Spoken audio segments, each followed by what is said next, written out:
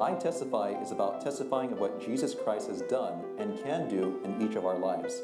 Through testimony of people just like you, and through study of His Word, our prayer is to encourage each follower of Christ to be a light in this world. So let your light shine before men, that they may see your good works and glorify your Father, which is in heaven. Matthew 5:16.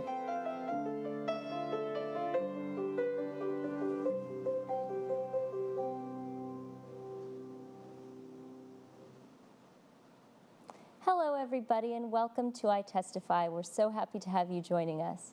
We have with us today our friend Erin, and she is a school teacher at Loma Linda Academy. She teaches a combination of 5th and 6th grade. So thank you so much for joining us, Erin. Thank you.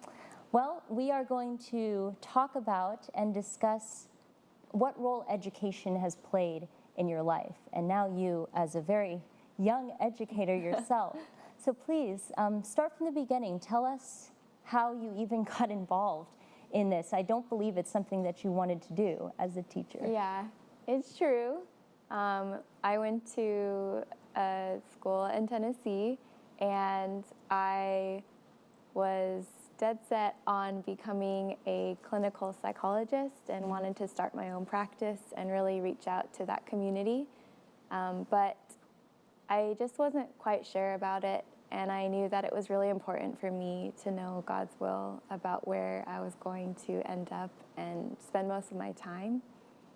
So I remember really feeling impressed that I wanted to spend some time in service, but I wasn't sure how, and so I went to a Friday night meeting where there was a call for students to become student missionaries, and I just felt the Lord touching my heart, and I accepted that call. And so, how old were you at that time? I was like 20 years old at that time. And so I ended up choosing the location of Bolivia, and I went there to be a student missionary. And my main purpose there, I was like, I'm not going to choose anywhere where you have to teach at a school. I was like, that is not for me. You always thought like teachers do the same thing every year. It's boring, and I just had no idea what I was talking about. So, but then I went to Bolivia. I chose that location because it's an orphanage school, but my main job was just to be a house mom and take care of some kiddos. And so I arrived there expecting that to be like all that I did in the mission field. So I actually was only supposed to be there for about like 8 months, but there is such a huge need there that I talked to the director and I asked her, is there anything else that I can do here at the orphanage? And she said, well, sweetheart, she's like, think about staying longer. And I was like, longer? I was like, this is not part of my plan, because I was like 4 years of undergrad and then I'll graduate. But I did pray about it, and I said yes to staying longer. And a big reason why that is because the school year where I was serving at runs from November to February. So the year before, for example, in the 2nd grade class, they had gone through 5 teachers in a year, Wow. which is like terrible for consistency. And so I was like, I'm gonna give this school or these kids a year of consistency. But even when I said yes, I don't know why I thought that, because I was like, oh, I'm not gonna teach, I'm just gonna be with them for a year. Right. But because I extend my stay, the director asked me to be a teacher there, which I was not happy about. And on top of that, she asked me to be the director of the primary division there, which was from kindergarten to 6th grade. Wow. Yeah. Okay, so what did that entail then? What did your duties and responsibilities as director, not to mention teacher, entail? Well, it meant that I had to, first of all, teach and lead in Spanish, which is not like my language. Did you know any Spanish going in? I had 2 years of high school knowledge, but that's about it. And I only had 5 months worth of speaking experience because none of the little kids speak English. So I'd been taking care of little boys, and they only spoke Spanish. So they were my training for the classroom. But it's so hard to teach not knowing like specific terms and things like that. So I was also working with 2 other teachers that were twice my age, and I felt very, very like inexperienced and why am I in this position? I remember almost having like a panic attack when I found out. But I also knew that I was willing to just be there 100%. So that was one of my first experiences of saying yes to God, was something that was a way past my abilities. So I stepped into a kindergarten, first and second grade combined classroom, and I taught everything in Spanish the best that I knew how. And I always think like, I need to go back and redo that year because I feel like I did not give them everything that I could have. I was just doing my best. But God definitely makes things possible when you feel like it's impossible, because not only was I a teacher, but I felt like a single mom because I was still taking care of 2 boys full time. And we like lived together. I took care of them. I truly felt like I was 21 at that time. I was living like a full like adult life. But yeah, it definitely, that whole experience like changed my life in so many ways. So you were just mentioning the older teachers that were there. There were only two of them. There were 2. It seems like a small kind of school. How many kids did you have in your kindergarten, first and second? Sure. So I think I had like 2 kindergartners. I had about maybe like 5 first graders and 2 or 3 second graders. So it wasn't a large classroom, thankfully. I'm sure it seemed large enough. Yeah. But it was difficult because I had no prior training, and I remember so many frustrating days. There were no substitute teachers. I had like a cough for a month that was chronic, but I still had to show up at school. I remember my first week of school separating a fist fight between 2 14-year-old boys that were fighting, and that was really intimidating, and it just made me ask, like, why am I doing this?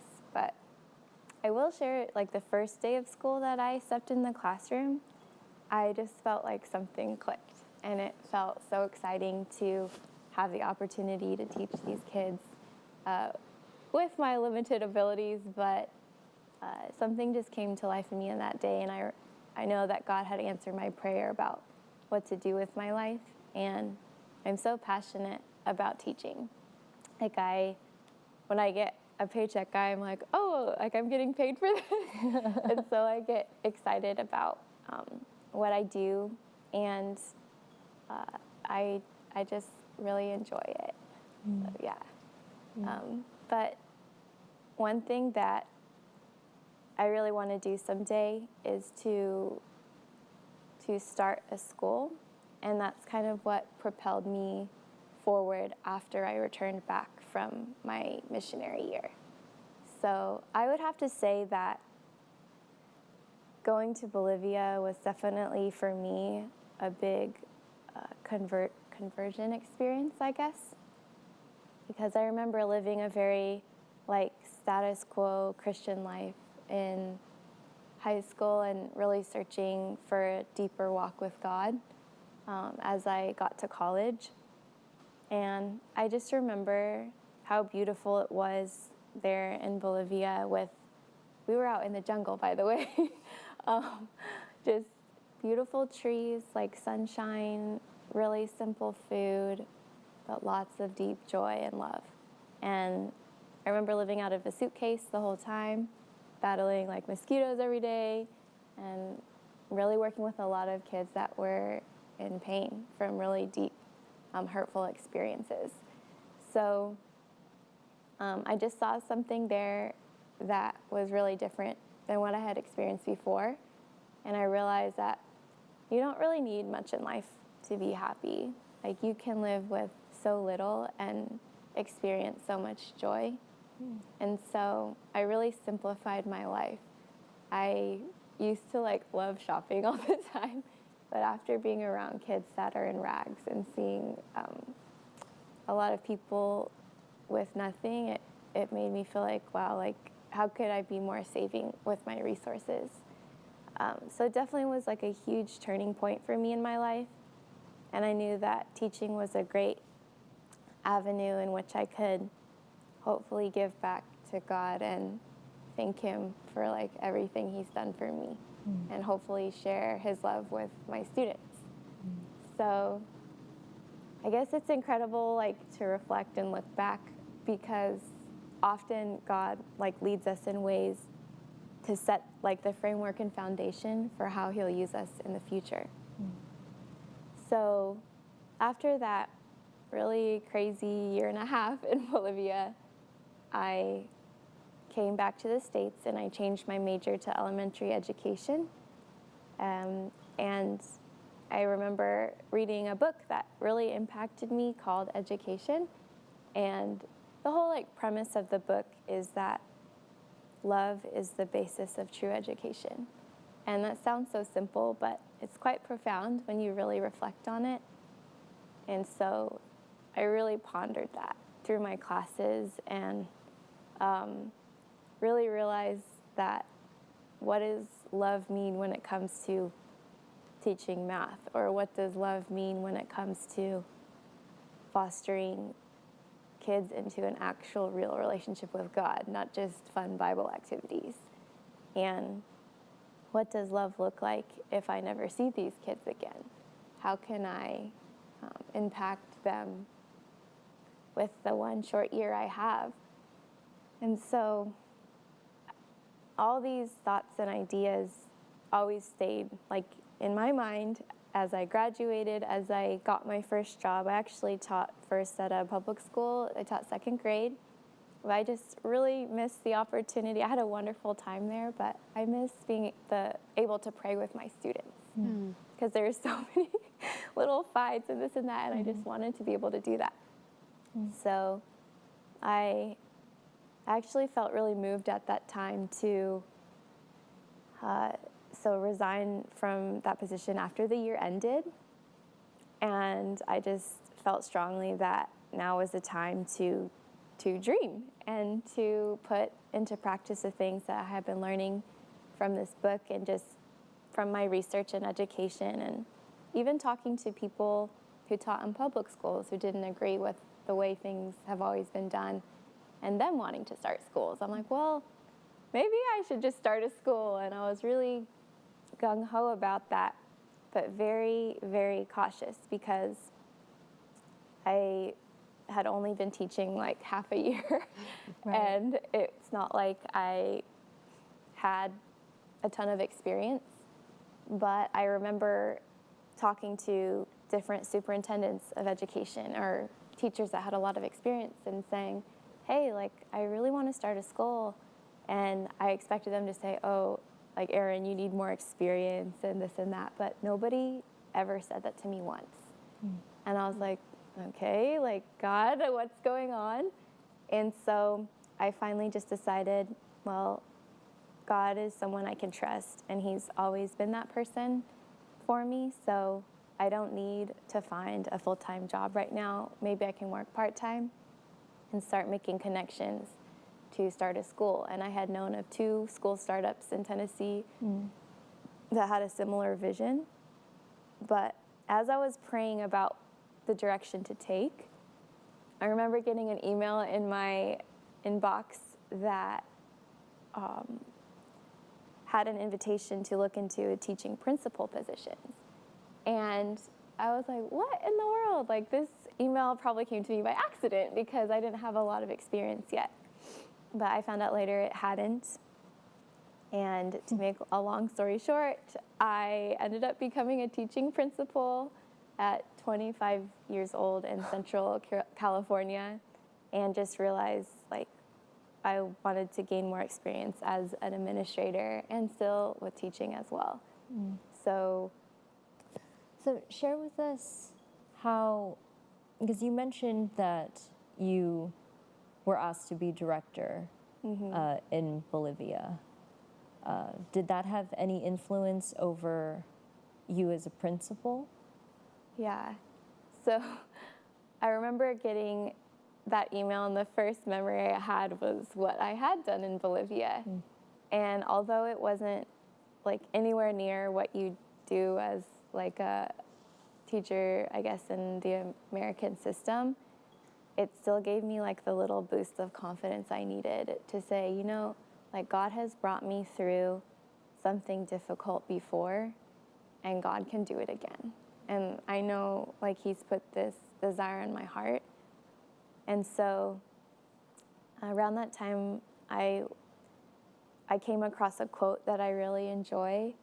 And it says, I used to think you had to be someone special for God to use you, but now I know that you only have to say yes. And I just resonate with that a lot. So even though it was definitely like really scary, I was just like, no, like God is the same God today that He was before. And I know that He can give me wisdom and all that I need to try this if that's the direction He's leading. And I was able to really become part of a very loving community that was very supportive of a young teaching principal. And their main goal at that school was that their kids would know Jesus and go to heaven. Like to the point where the school board chair told me one time that he would rather have his kid in heaven than to have him know how to read. And I was like, well, both are important. But I knew that their mission statement was very strong and rooted in the gospel.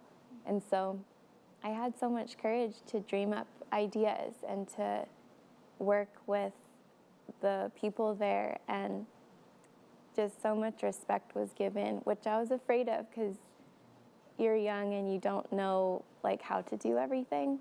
But so many people like came along my side and were very supportive during that time. And it was one of the hardest things I ever did, for sure, because as a teaching principal, you're doing like two people's jobs. And I remember working like 70 to 90 hours a week, and it was tiring.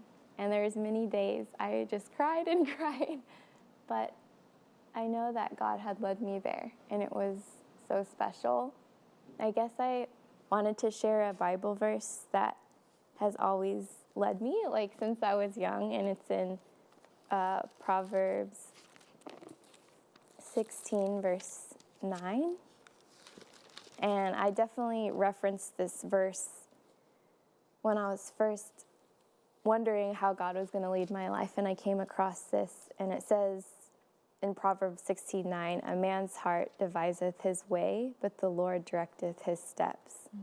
And with my growing knowledge of God at that time, I was like, okay, so I may plan my life, and I want to make the right decision, but the promise says that the Lord directs his steps, not he will, like, no, he just directs his steps. And so I think lately in my journey also, I've just tried to take God at his word and not try to base his direction on feelings or what other people have to say, but just like on God's promises.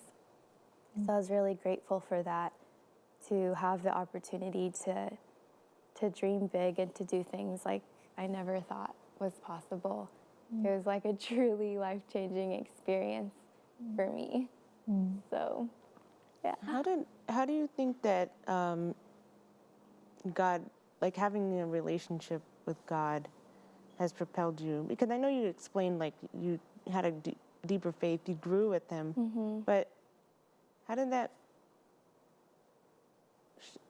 How did God show you what He wanted you to do next? Like, you feel like, you're just moving from one spot to another, or Yeah. was it very purposeful?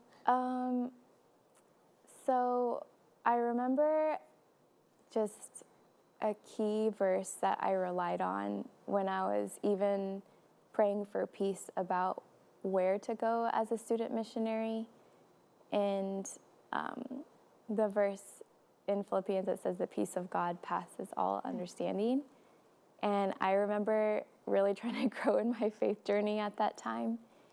And, you know, it says to pray with all supplication and praise for God and all this. So back then I was just like, okay, God, I'm going to just pray to you with all that I have until I have an answer. And I just believed he would give me one.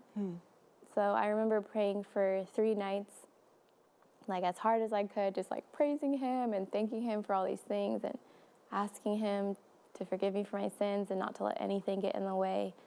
And I just remember on the 3rd night, like after praying, I did have that peace. Like I had that peace that meant to move forward as a student missionary. And I think it's that peace that has continued to guide all along. And I do think God has given us minds to make like sound judgment as we commit our ways to him. Like the verse said, he'll direct our paths. And so, yeah, it's never like I've heard his audible voice, but often it's when you look back, you realize that God was leading. And not always in the moment. But I definitely have seen his hand moving to Chowchilla, where I was teaching. That school had gone through some pretty rough times, and I remember like reaching out to a family that had their child at that school before, and I actually just learned of this news recently, but this family, the mother, because she had been so injured by like some unfortunate circumstances at the school, said she would never step foot in the church again. And that just like really bothered me. And God put this awesome marketing newsletter in my inbox after doing some research about how to market schools better. And the tip said to try to make amends with anyone who had been hurt in the past. So I remember saying, okay, well, I know this family has been hurt, so I'm going to go apologize to them on behalf of the school, even though like I wasn't a part of that situation. It happened like years before. So I went with a friend who helped translate for me. Like I can speak basic Spanish, but I just really wanted this to get across. And we had such a peaceful conversation, and tears were shed, and we left like on a good note. But I just learned, I think it was 2 weeks ago, my friend that was there translating for me told me that mom, her husband and all of her kids had just gotten baptized at the church that she said she'd never step foot in again. And I was just like, oh Lord, like I just like never thought like something would come of that. But the friend I was with said she thinks that was really a special moment for that lady, and I hope that God was able to speak at that time. And so yeah, I think sometimes you just don't realize how God can use you unless you say yes to him and you just trust him with your life. And I think I decided after saying yes to God and going on a lot of adventures that a life with God does not have to be boring. It should be like the grandest adventure, whether you're abroad or in the States. You should just like don't settle for an average life, because God is more than that. And if you look at like all the stories in the Bible, like the people there were not living safe and comfortable lives. They're living very on fire lives for God and doing incredible things and becoming incredible people for God's glory. And I can just say from my life experience, like I am not somebody like special. Like I struggle some with anxiety, and it's been crippling at times. But it doesn't mean that you should be afraid of trying big things, especially when those big things are for God's purposes. And just so many beautiful things were experienced in my journey of saying yes and just going for it and taking risks, especially just when it comes to teaching, because teaching provides an amazing platform in which to develop relationships with students. And I think that part has been one of the most meaningful parts of education for me. Mm-hmm. I love teaching pedagogy and knowledge, but teaching students how to love Jesus is like my main goal, and really trying to help them understand he's a God of love and relationship, and to understand him for who he truly is, not who they've been told he is like my deepest desire. So it's funny, my students, we created a yearbook together, and I would always tell them, where are we gonna meet when I see you again if it's not here on earth? And they'd be like, the tree of life. And I was like, that's right, we're gonna meet there, and I'm gonna beat you to Saturn, and we're gonna race and all this stuff. But I'm like serious about that. Like that's what I want them to know. And it's just, everything's been such a blessing to me this whole journey, and I know like it's definitely not over yet. So as I kind of like look to the future and try to continue to seek God's will, I'm just excited to see where he leads, I guess. Yeah. So, yeah. Can you give us an example of teaching your children or showing your kids, your students, Jesus, or how to know Jesus in a subject that you teach that is not necessarily openly about that? You mentioned math before. Yeah, so actually you can find math in nature, like all over the place. And I think of nature as like God's second book of which we can learn about him. So we actually had an organic garden. We were working with a nonprofit organic garden when I was a teaching principal. And we would always pair object lessons with that as we were finding the area of the garden to do different projects. And I remember this, it's not necessarily like subject related, but we started a ministry about serving others, where we'd have a lemonade stand every Friday and just hand out little snacks and glow tracts and little messages about God to the students passing by. So those are a couple things that we did. Praise God. So yeah. Well, thank you so much for coming to share your stories about how God has impacted you, and it's just such an inspiration to see like how God can lead you at a young age if you're willing. And you know, it's definitely, you can do that at any age. You know, Yeah. You're never too young or too old. That's right. Yeah. And so thank you all for tuning in to iTestify again. We ask that you please go to the website, LLBN.tv. You can donate, and we also appreciate your prayers. Have a good day.